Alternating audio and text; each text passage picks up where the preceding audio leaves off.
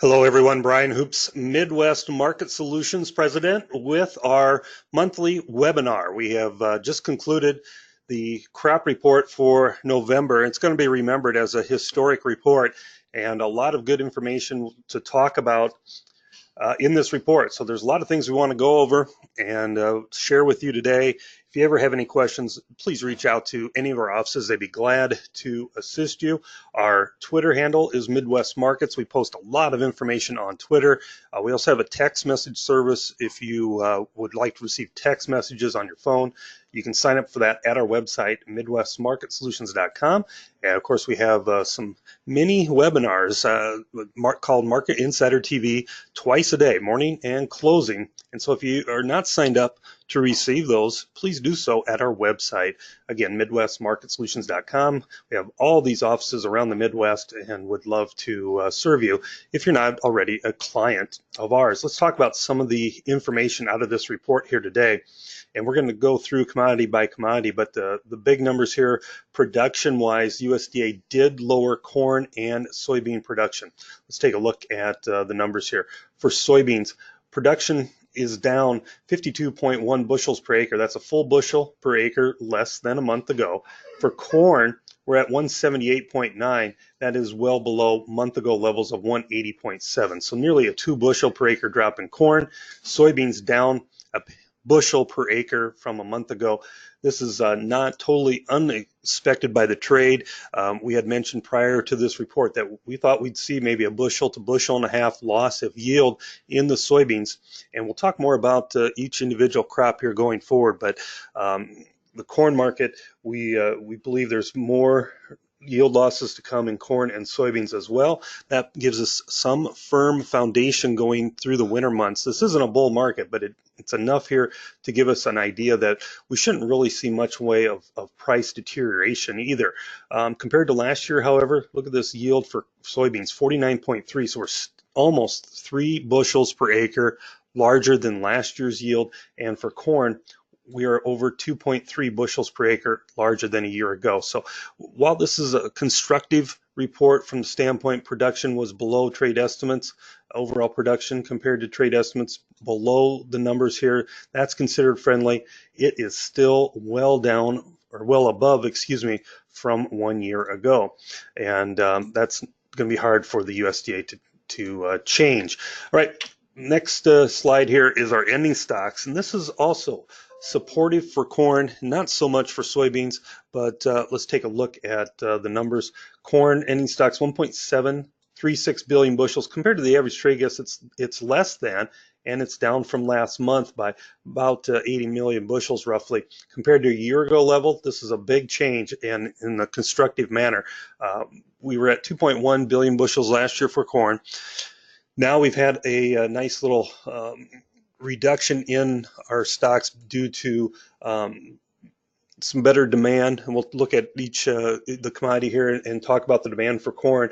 For soybeans, however, ending stocks were above year ago last month of 885. It's above the average trade guess, and look at this compared to a year ago, it's well above. We are getting dangerously close to putting a 1 billion bushel note out here, and there is some fundamentals I think that would suggest we're going to see a 1 billion bushel carryout within a couple months time frame, as I think we're still overstated in demand, but we'll talk more about that in depth. We really didn't have much of a report here. 949 million bushels of carryover stocks, below the average trade guess, so that's a little supportive. It's down from last month, down from a year ago levels. All these numbers here for wheat, a little bit supportive. Corn, supportive. Soybeans, bearish, that we are where we're at, and certainly this had an effect on today's market activity. Okay, we look at our next slide, and this was what really set the market head scratching at early morning hours. That report was released. There was a lot of comments about this number here. Is this a typo? And what happened compared to the average trade guess? It's a huge number and bigger, much bigger than we saw last month. Now, the wheat number is also bigger than last month and the average guess. The soybeans is very similar to it, But look at the corn. It is down from last year. Wheat, it's down from a year ago level. So there is some positives in here from that standpoint. But there was a Chinese Statistics Bureau report that suggested huge stocks of corn and wheat on hand, much larger than what anyone had anticipated. And when they were released by the government today, that really put a lot of pressure against corn, soybeans, and wheat. But by the end of the day, we did recover and did not have a bad close whatsoever. So let's look at each commodity here. We're going to kind of go through things. Corn market, we talked about the yield reduction, 1.8 billion bushels. That gives us overall production decrease of 152 million bushels, so small reduction there. Right now, our total production is estimated at 14.6 billion bushels.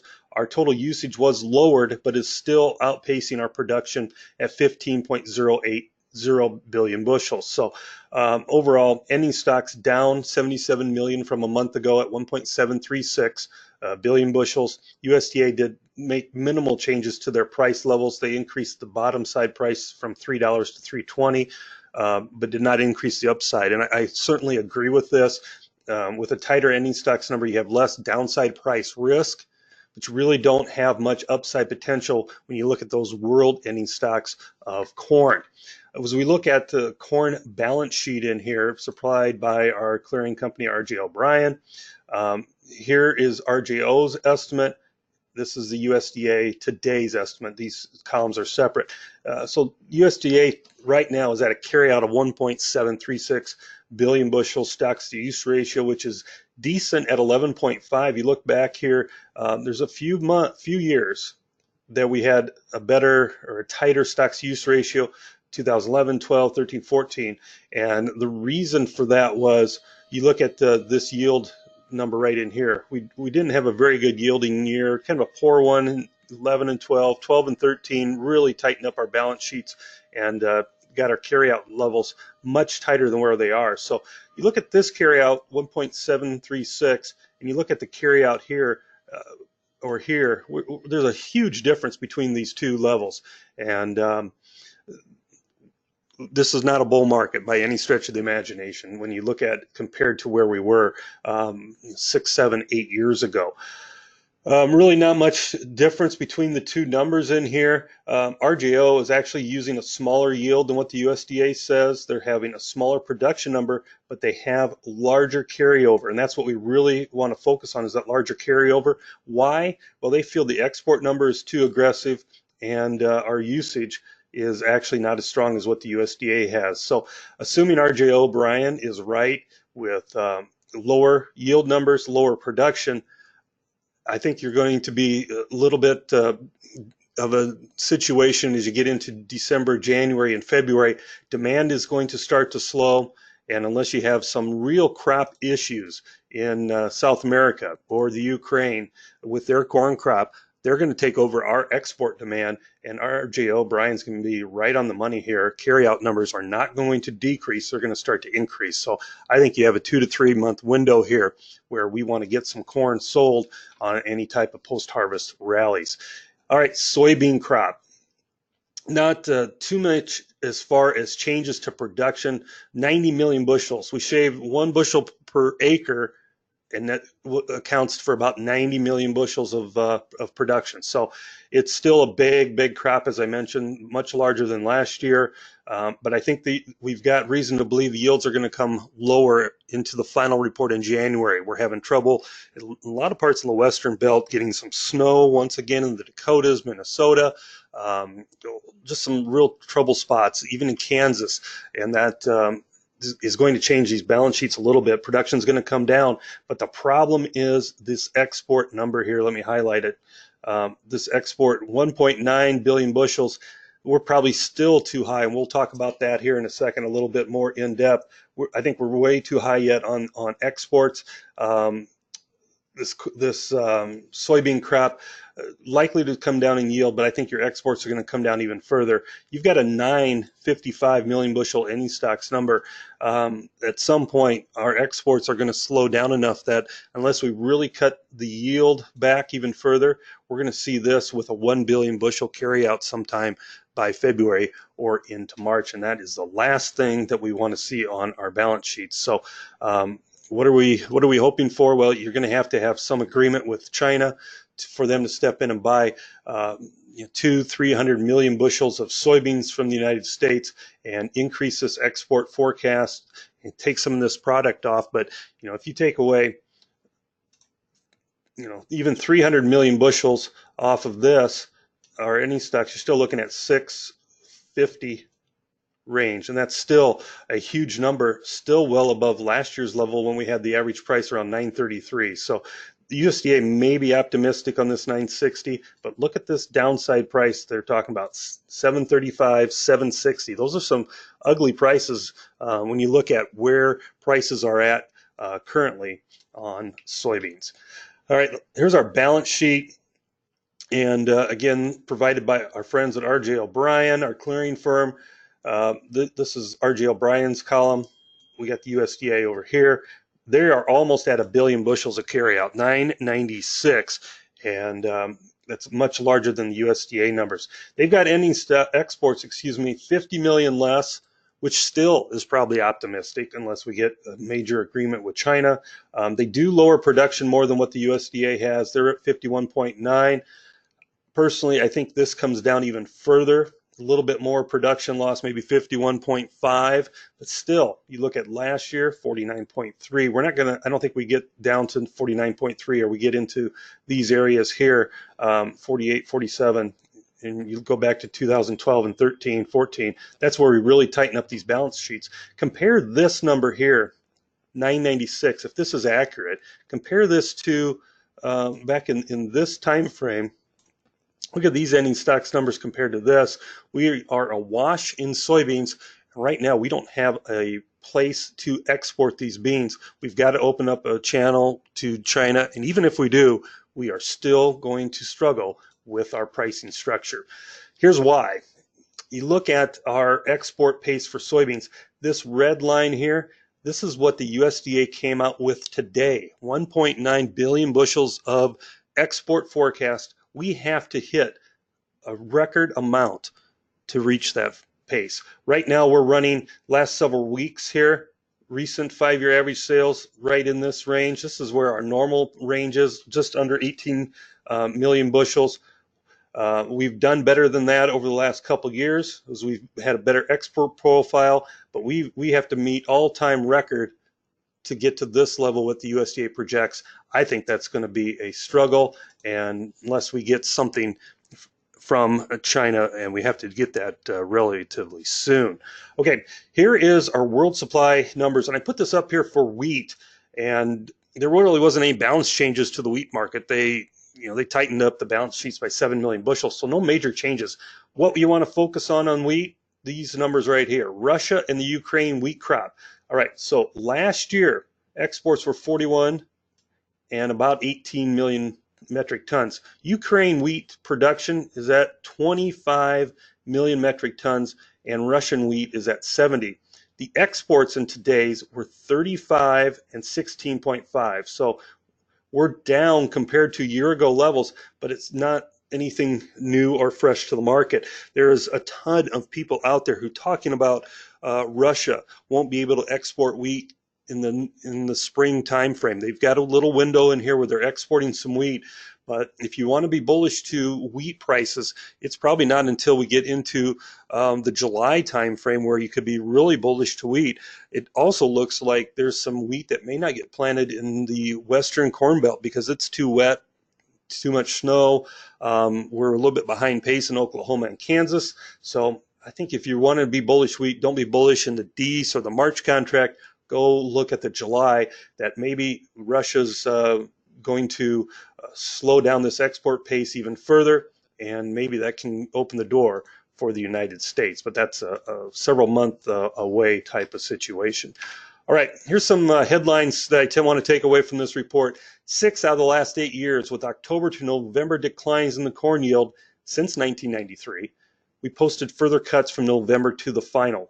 2 years that I wanted to highlight, 2006 and 2007, we saw about 1.9 and a 2.1 bushel per acre decline. And I certainly think we're going to see a decline going forward into the next month. Carry out from RJ O'Brien, once again, is 59 million bushels above the USDA. Their carry out for 2019, 2000, or 2020 corn, it's over 2.2 billion. We don't really improve the export profile that much, but we're going to plant a lot more corn acres, which is the job of this corn market, and we're going to see huge carry out. So if we get a rally in this spring, got to be an aggressive seller. I don't think you're going to see a Chinese agreement likely until after the end of November. We're in the midterm elections. They're not even talking or meeting right now. At the end of the month here, President Trump and the Chinese president will be meeting. That is a prime time frame where they can reach an agreement. I think your market will find some strength going into the meeting, anticipating an agreement is reached. If we reach an agreement, or even if we see a rally prior to the agreement being reached, I would use that strength in the market to go ahead and be an aggressive marketer. And you may want to look more than just this marketing year. Look next year with this big carry out in corn and the big carry out in soybeans, and the reasons to think we're not going to see much in the way of improvement. I think you've got to be an aggressive marketer and use options to manage your risk. Maybe some call options if you want to make sales, do some call options. Soybean exports, as we discussed, need to average about 26.5 million bushels per week. Again, that would be an all-time record. It would be a 13% more sales than what we did a year ago. I just don't see that is likely to happen. I think they lower export forecasts in future reports, and that's going to increase our ending stocks over 1 billion bushels. Big carry in the grains. That suggests storing the crop, but don't get caught storing without hedging. A lot of producers have contacted us about overrun at the elevator, whether they should pay storage or not. I think the answer is to buy some options, that we have a low risk opportunity here to be long the market, but minimize your risk with call options. These big carries, you can get caught storing the crop without having any hedge protection. I think that's a huge mistake this year. I do like storing the crop because of basis improvement. We're seeing a lot of areas that basis is narrowing. I don't like storing without getting that futures hedged, however. All right, there's really no reason for the large specs to cover short positions in wheat or soybeans at this time.